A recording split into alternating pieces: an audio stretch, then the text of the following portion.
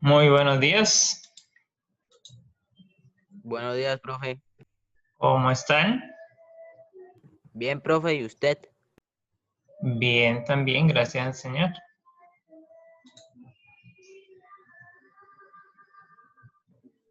Hola, profe, buenos días. Buenos días. Buenos días. Buenos días. Buenos días. Buenos días. Voy a invitarles para que inclinemos el rostro. Vamos a orar. Querido y bondadoso Señor, te damos gracias en esta hora de la mañana por tus bendiciones. Agradecemos, Señor, por los jóvenes del grado 9, al igual que pedimos, Señor, tu bendición para cada uno de ellos, que les acompañes, que les fortalezcas, que les ayudes en esta etapa final ya de cierre de año. Queremos, oh Dios, que tú puedas bendecir y ayudarles. En el nombre de Jesús. Amén. Amén.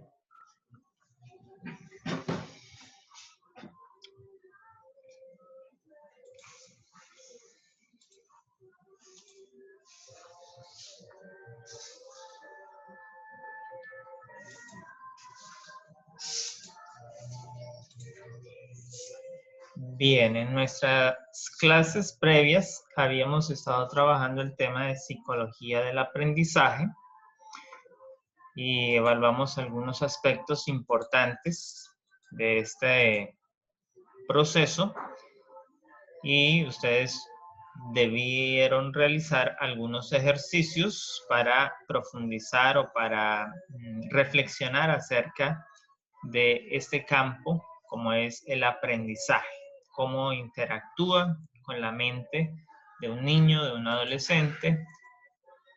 En nuestras experiencias diarias siempre hay aprendizaje. De allí la necesidad entonces de realizar. Por lo tanto, les habíamos dado dos actividades que les permitían a ustedes profundizar en lo mismo. Lamentamos que algunos pues no las hayan hecho y algunos que las hicieron pues hicieron algo muy superficial, no se toman el tiempo para reflexionar. Yo quiero recordarles que ustedes ya son estudiantes que están terminando la básica secundaria, no son estudiantes de 5º grado para hacer un análisis, una reflexión de 3 líneas. Eso está bien para un estudiante de primaria, para un estudiante de primerito, de segundo, hasta un tercero, porque un estudiante de 5º ya es propio de realizar un análisis en una página. Ahora, cuánto más un estudiante de 9.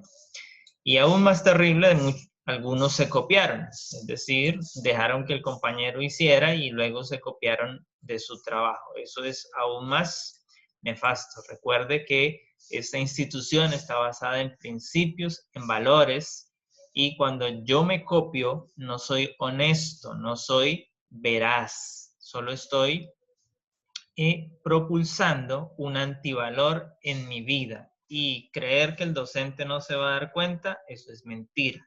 El docente lee los trabajos y apenas identifica una frase, una lectura, un párrafo, vamos a encontrar. Y mucho más cuando se copian y ni siquiera corrigen los errores ortográficos. Ahí es aún más desastroso. Así que les amonestamos para que hagan sus trabajos realmente ustedes. Tómense el tiempo. Eso no le va a quitar, le va a proporcionar, le va a ayudar. Cada actividad está propuesta para que usted crezca, para que usted se enriquezca. En esta mañana vamos a iniciar con el tema de la teología. La teología es una de las áreas de la filosofía que permite la reflexión hacia las cosas espirituales, las cosas que llamamos divinas, que están en el orbe de lo espiritual en el campo que le pertenece a Dios. Entonces, allí está el taller. Voy a explicarles algunas cosas y luego ustedes tendrán el resto de la actividad de la hora y pues si no lo alcanzan a terminar, después ustedes verán cómo lo terminan para poder realizar la entrega.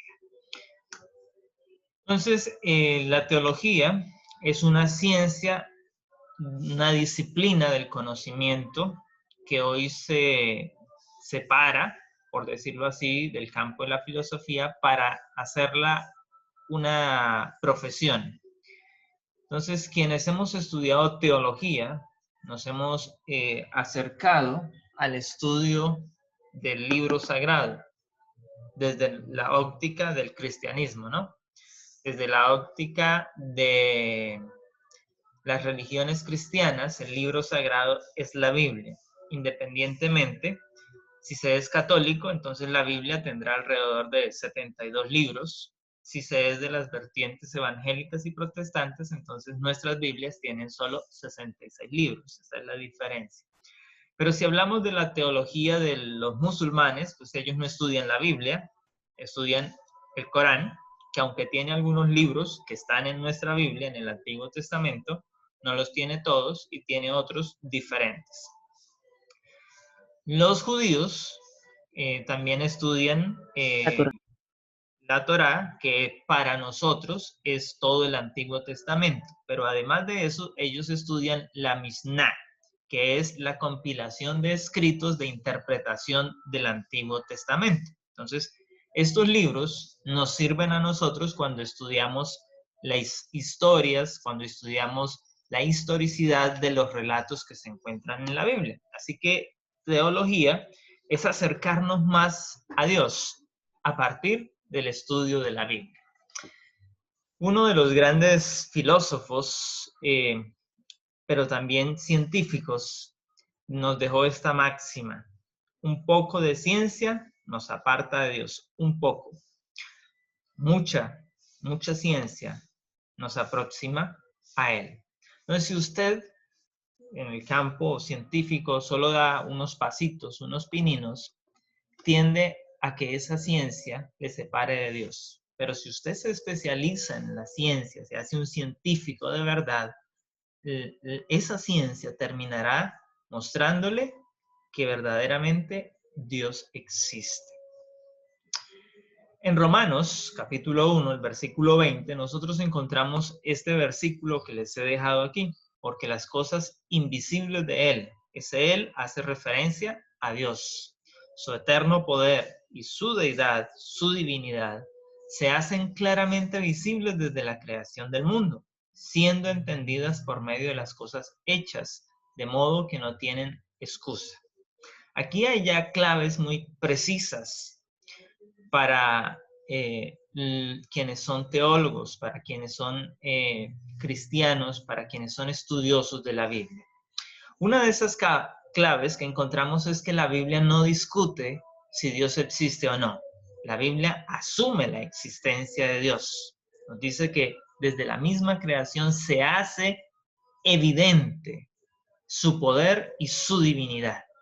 En todo lo que hay en el mundo, todo lo creado, toda la creación nos muestra o nos dan esas evidencias, nos permiten entonces tener ese acercamiento. El otro elemento que nos coloca este versículo, que es otro principio al acercarnos a la Biblia, al estudio de las historias bíblicas, es que la interpretación de las mismas está en la misma escritura, es decir, en otros apartes de la misma Biblia. No necesitamos salirnos de la Biblia para interpretar lo que la Biblia nos dice.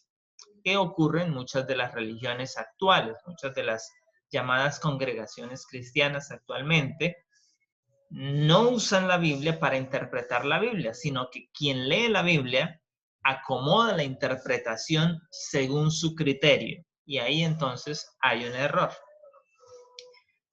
Aquí tenemos una historia, justamente, que es una de las anécdotas de Louis Pasteur. Cuando él tenía alrededor de 70 años, él viajaba en un tren, iba de regreso a París, y para ese momento, pues, como hemos visto en las películas, los trenes están divididos por camerinos, y cada camerino, pues, viajan 2 o 4 ocupantes. Y allí entonces, en este tren, viajaba un joven que también iba a París, regresaba a la universidad. Y este joven observó que el anciano, es decir, Louis Pasteur, leía un libro de tapa negra, tapas oscuras. Y el único libro, pues para esa época con esas características, era la Biblia. Por lo tanto, el joven asumió que este hombre estaba leyendo la Biblia y le lanza pues su crítica de ese joven universitario, como muchos jóvenes universitarios de hoy, que señalan a la Biblia como un libro de fábulas, de cuentos. Entonces este joven le dice, Señor, ¿usted todavía cree en ese libro de fábulas y de cuentos? A lo que Pasteur le responde, sí, sí creo en este libro, pero no es un libro de cuentos, es la palabra de Dios.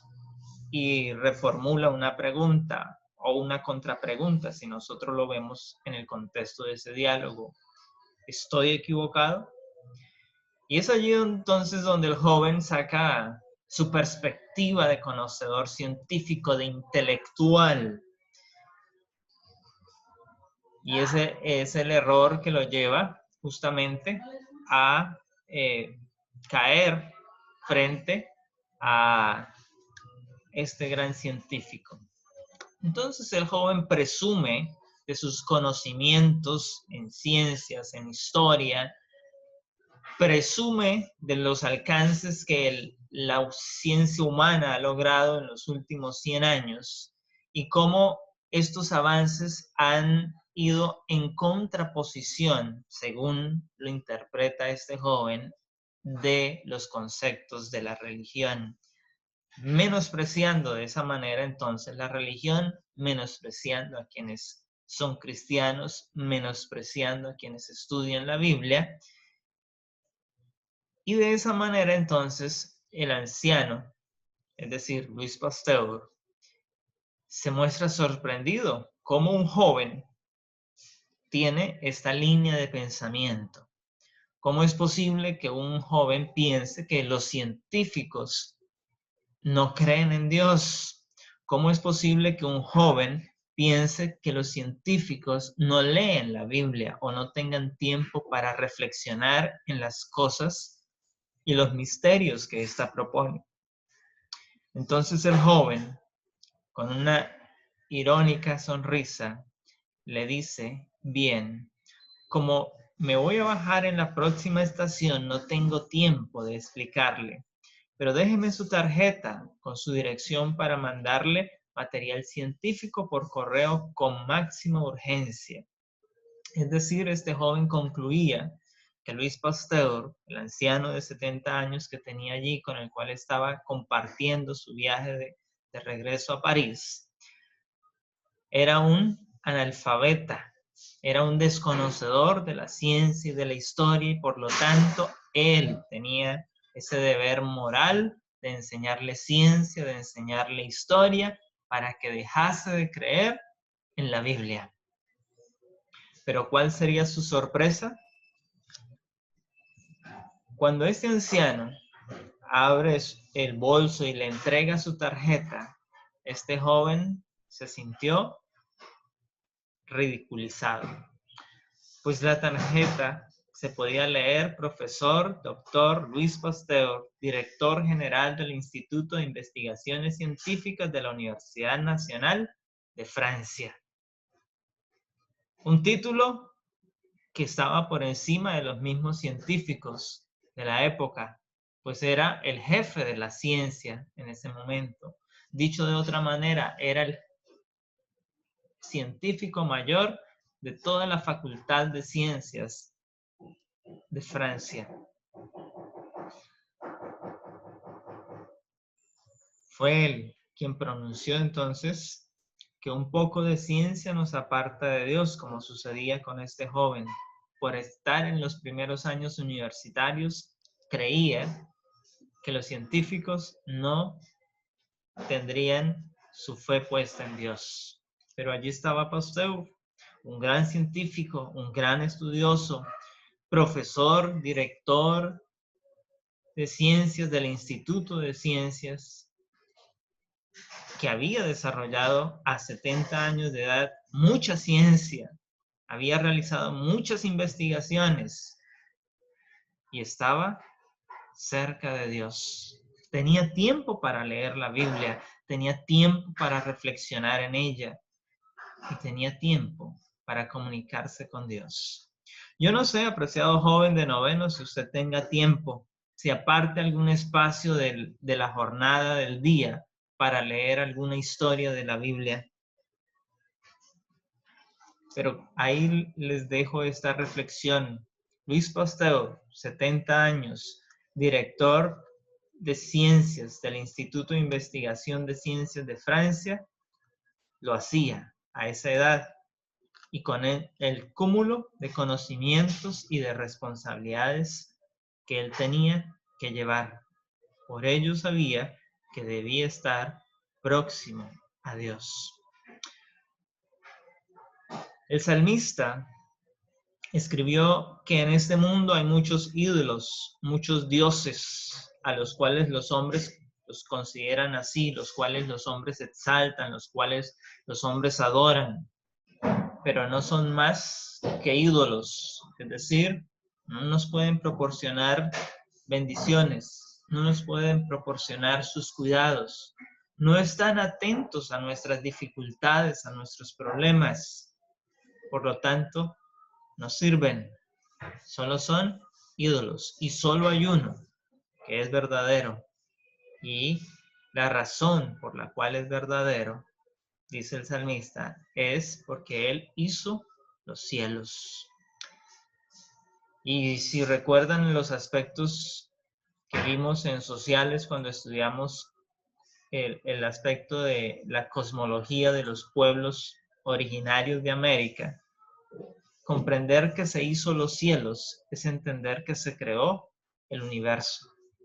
¿Quién puede tener tanto poder para crear todo esto? Pues ese es Dios.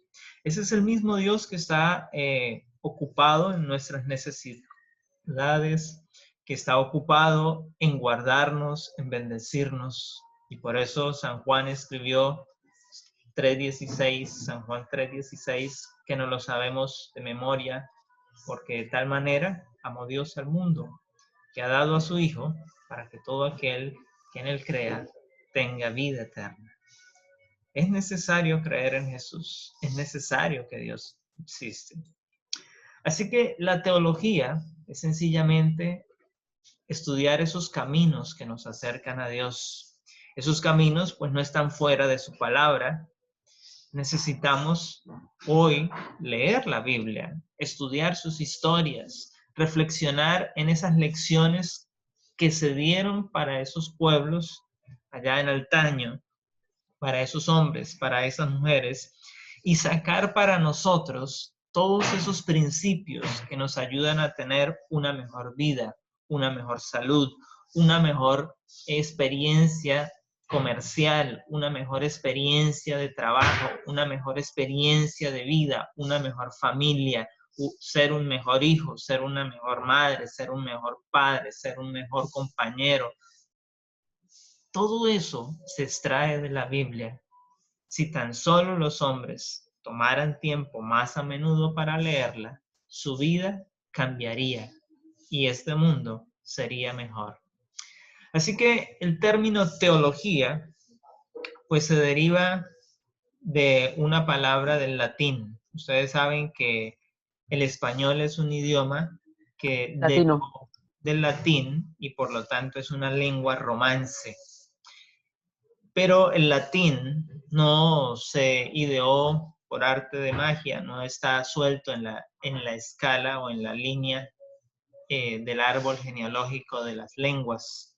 Proviene de otra lengua y se construyó a partir de los acervos de los constructos de estas otras lenguas.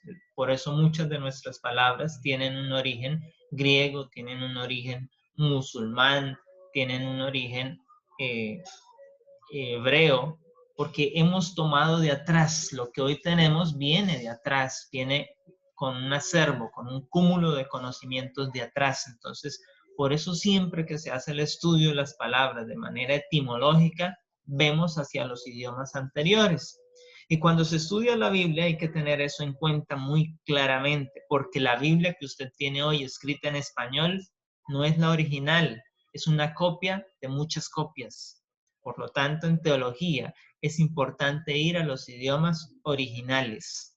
Los idiomas originales de la Biblia, en el caso del Nuevo Testamento, pues es el griego, y no el griego que hoy hablan allá en Grecia, sino un griego que se le conoce como el griego koiné, que era el idioma de los tiempos de Jesús, del imperio griego, en medio de lo que conocemos como la helenización.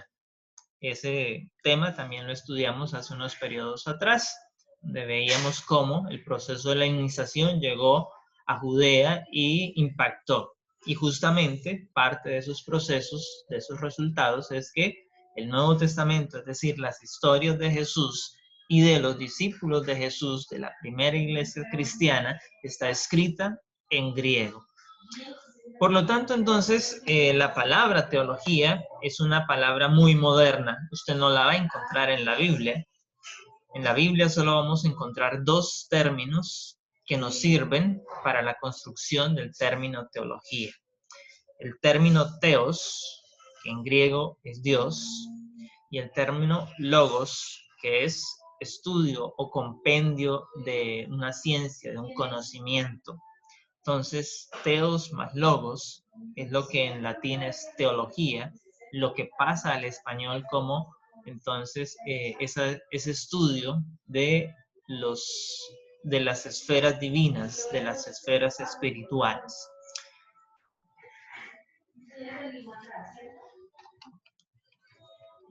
Uno de los primeros filósofos, Platón, acuñó el término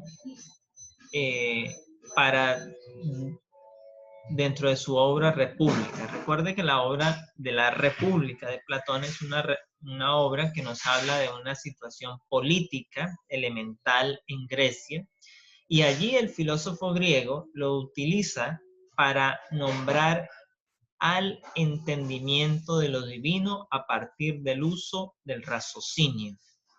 En otras palabras, Platón incorporó el término teología para definir el campo de lo divino, interpretado a partir de la razón. Es decir, desde la perspectiva de Platón no se podría estudiar las esferas divinas si no se entienden. Por eso era necesario entonces adoptarlo allí. Más adelante, su discípulo Aristóteles entonces adopta este concepto, pero le hace unas mejoras o unas reformas, y por lo tanto entonces deriva en dos significados: la teología como la división central de la filosofía, y la teología como nombre del pensamiento propio de la mitología que antecedió a la filosofía. En palabras más sencillas, la teología para Aristóteles era el núcleo de lo que hoy llamamos filosofía. Y el otro, entonces, ese núcleo, pues estaba dedicado a estudiar la línea mitológica. ¿Qué hay en la línea mitológica? Pues los dioses: Zeus, Afrodita, Poseidón, Ares. Atenea. Todos estos dioses están en esa esfera mitológica. Y en ese concepto de teología, entonces si hablamos de la teología griega, estudiaba a sus dioses. Por lo tanto, hoy la teología cristiana, ¿a quién estudiará? Pues estudia la concepción que tenemos de Dios, de los ángeles y también de la parte opositora del enemigo y sus ángeles. Y aquí en adelante vamos a encontrar algunos conceptos, como han variado de la teología desde la perspectiva católica. Ustedes saben que el catolicismo aparece en el mundo, no con la iglesia cristiana original, la iglesia que fundó Cristo, sino que el catolicismo surge en el mundo como el reemplazo al Imperio Romano. El Imperio Romano cae en el cuarto siglo, a mediados del cuarto siglo, en el 340 después de Cristo. Y a partir de allí, entonces, la iglesia o los líderes eclesiásticos de ese momento empiezan a instaurar un poder que hereda las facultades del Imperio Romano, hereda sus convicciones, y entonces se tiene ahí la instauración del sistema católico. Y dentro de ese sistema, entonces hay una teología especial, una teología que perduró por 1000 años, lo que llamamos el medievo. De allí, pues nosotros debemos entender algunas de esas doctrinas o de esos misterios fundamentales de la filosofía cristiana de ese momento, que están todavía hoy en día en muchas de nuestras iglesias y que pues derivan de los concilios que realizó la iglesia por aquellas épocas, por aquellos momentos. Entonces los obispos de Roma citaron a todos los obispos de las iglesias cristianas de Antioquía, de Jerusalén, de Constantinopla, de Etiopía, para que se reunieran y en un concilio estudiaran lo que ellos percibían, debatieron y cimentaron unas creencias fundamentales para el cristianismo, de las cuales no se desviarían de allí en adelante. Entonces, una de ellas tiene que ver con el misterio cristológico. ¿Qué es eso? Allí está entre paréntesis, la vida de Cristo, que nace, muere y resucita. Entonces, toda esa interpretación empieza a hacerse desde allí, entonces hoy entendemos, hoy lo llamamos el ministerio de Cristo, su muerte, perdón, su nacimiento, su muerte, su resurrección, porque son las tres facetas que hay que estudiarlas para entender el trabajo que hace Cristo. Y el otro elemento de la teología católica supremamente importante es el ministerio de la Trinitario, es decir, que Dios está constituido por tres personas, pero que estas tres personas son diferentes. Uno es el Padre, otro es el Espíritu Santo, otro es el Hijo, es decir, Jesús, y que entre los tres, entonces, son esa divinidad que gobierna el mundo y que en la Biblia, en algunos casos se refiere como a Dios de manera singular. Cuando leemos en el Antiguo Testamento, nosotros encontramos la palabra Dios y no hace distinción entre Padre, Hijo y Espíritu Santo, pero en algunos apartes de la Biblia sí encontramos esa diferenciación. Entonces, hay que entender esos elementos en esos contextos. Y algunas iglesias pues hoy acusan entonces a quienes tienen esta doctrina como los trinitarios, es decir, los seguidores de la teología católica. Pero recuerde que eso no fueron solo los católicos los que llegaron a estas conclusiones. Eran todas las iglesias cristianas que estaban en ese momento, que reunidas en un concilio mundial, propusieron cuál iba a ser la creencia que se iba a sostener. En esas mismas, en esos mismos congresos, entonces se lanzaron los famosos credos. Por ejemplo, el que más conocemos es el credo niceno, que es el más antiguo, y nos habla de que la iglesia cristiana cree en Jesucristo, cree en el Padre, cree en el Espíritu Santo, cree en el ministerio de Cristo, como que vino a nacer,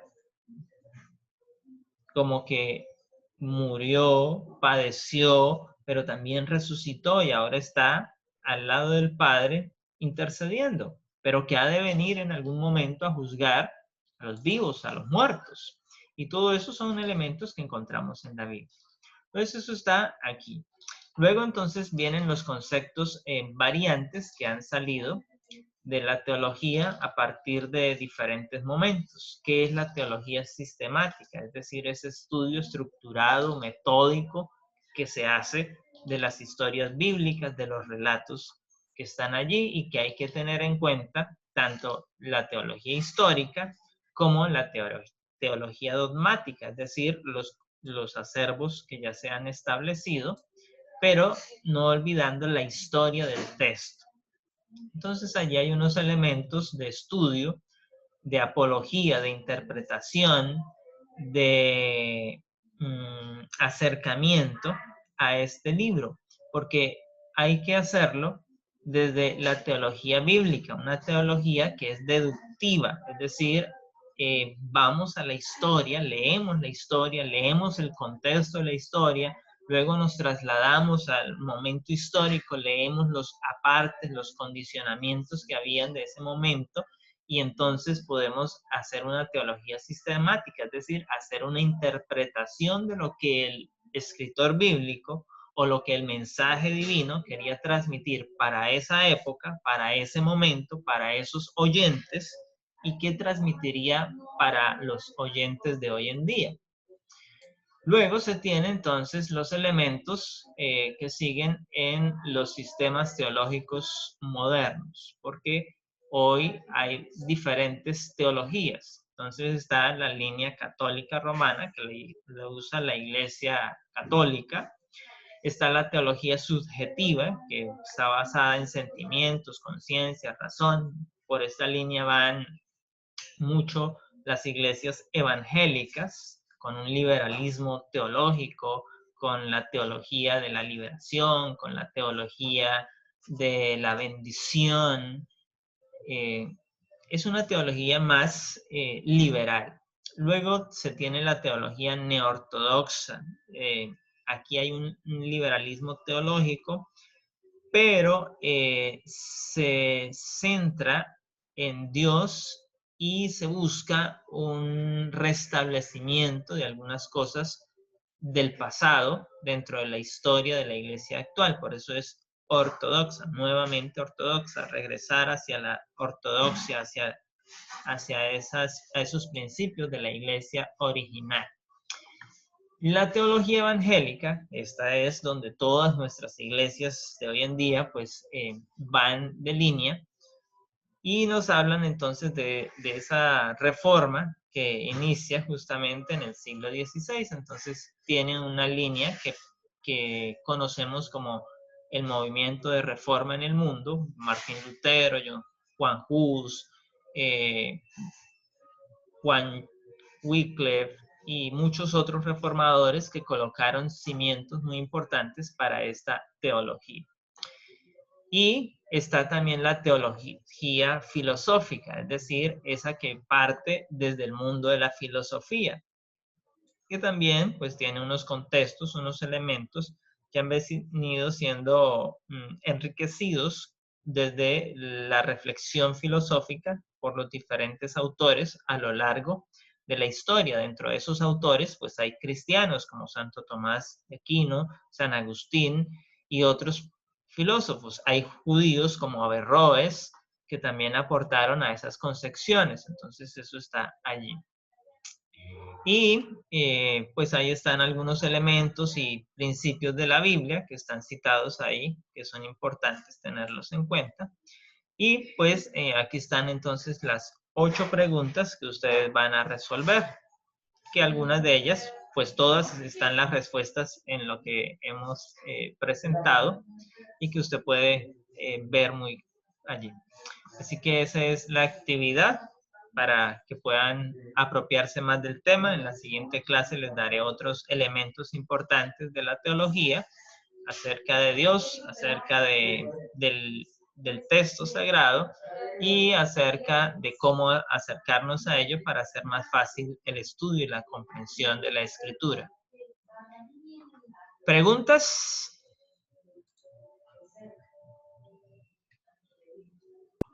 ¿Para cuándo es el taller? O sea, entregarlo como tal. Ahí está la fecha. Ah, ok.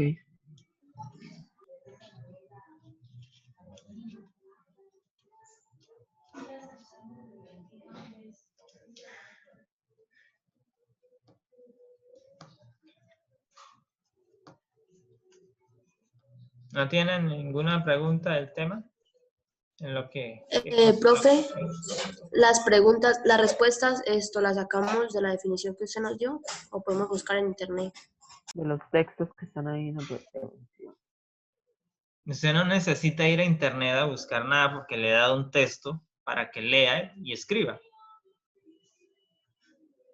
O sea, simplemente necesita leer, reflexionar lo que está leyendo y construir la respuesta. Si usted se va a internet, pues allá va a encontrar otras opciones y muy probablemente, aunque me dé la respuesta, va a estar variando de lo que hemos estado, de la línea que hemos definido. Por lo tanto, su nota no va a ser igual a la de los demás. Eso pasa cuando se le da un texto de referencia y usted decide salirse de él.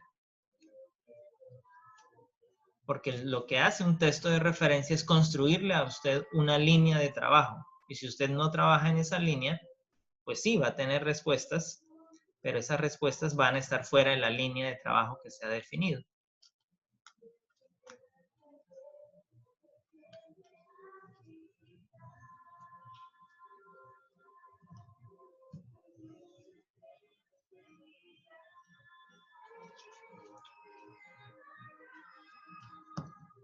Muy bien, si no hay preguntas referentes al tema, o sea, a lo que es la teología o las diferentes derivaciones de teología,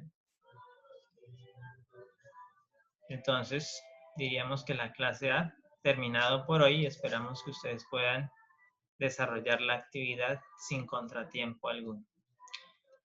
Que tengan un feliz día. Igual, profe, feliz día.